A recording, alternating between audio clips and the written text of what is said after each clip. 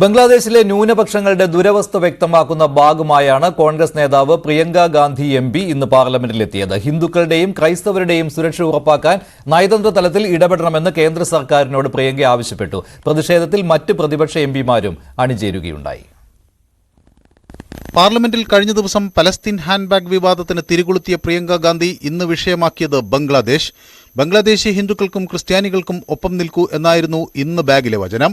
ബംഗ്ലാദേശിലെ ന്യൂനപക്ഷങ്ങൾക്കെതിരായ അതിക്രമങ്ങളുടെ വിഷയം ഉന്നയിക്കണമെന്ന് പ്രിയങ്ക ഗാന്ധി കേന്ദ്ര സർക്കാരിനോട് ആവശ്യപ്പെട്ടു. കഴിഞ്ഞ ദിവസം പാലസ്തീനെ ആലേഖനം ചെയ്ത ഹാൻഡ്ബാഗുമായാണ് പ്രിയങ്ക എത്തിയത്. തണ്ണിമത്തന്റെ ചിത്രവും ഉണ്ടായിരുന്നു. ഇതോടെ വർഗീയ പോസ്റ്റിംഗ് എന്ന ആരോപണങ്ങൾക്ക് BJP ആക്കം കൂട്ടി. ആഭ്യന്തര പ്രശ്നങ്ങളെക്കാൾ വിദേശ ആശങ്കകൾക്ക് മുൻഗണന നൽകാനുള്ള ശ്രമമായി ഇതിന് ചിത്രീകരിച്ച BJP നേതാക്കൾ വിമർശനം ഉന്നയിച്ചു. വിമർശകർക്കുള്ള മറുപടിയായിരുന്നു പ്രിയങ്ക ഗാന്ധിയുടെ പുതിയ ബാഗ്. ബംഗ്ലാദേശിലെ ഹിന്ദുക്കൾക്ക് നേരെയുള്ള അതിക്രമങ്ങളെക്കുറിച്ച് എന്തെങ്കിലും ചെയ്യാൻ പറയുക, ബംഗ്ലാദേശ് സർക്കാരുമായി സംസാരിക്കുക, മണ്ടത്തരങ്ങൾ ഒഴിവാക്കുക എന്ന് പ്രിയങ്ക ഗാന്ധി. ഇന്ദിരാഗാന്ധിയുടെ നേതൃത്വത്തിൽ 1971 വിമോചന യുദ്ധത്തിൽ ഇന്ത്യയുടെ ഇടപെടലിനെ പ്രിയങ്ക ഗാന്ധി അനുസ്മരിച്ചു. ജനാധിപത്യത്തിനുവേണ്ടി അതിക്രമങ്ങൾക്കെതിരെ ഇന്ത്യ പോരാടി. ബംഗ്ലാദേശിനോടുള്ള ക്രൂരത അവസാനിപ്പിക്കണം എന്നാവശ്യപ്പെട്ട് ഇന്ദിര ലോകമെമ്പാടും സഞ്ചരിച്ചു.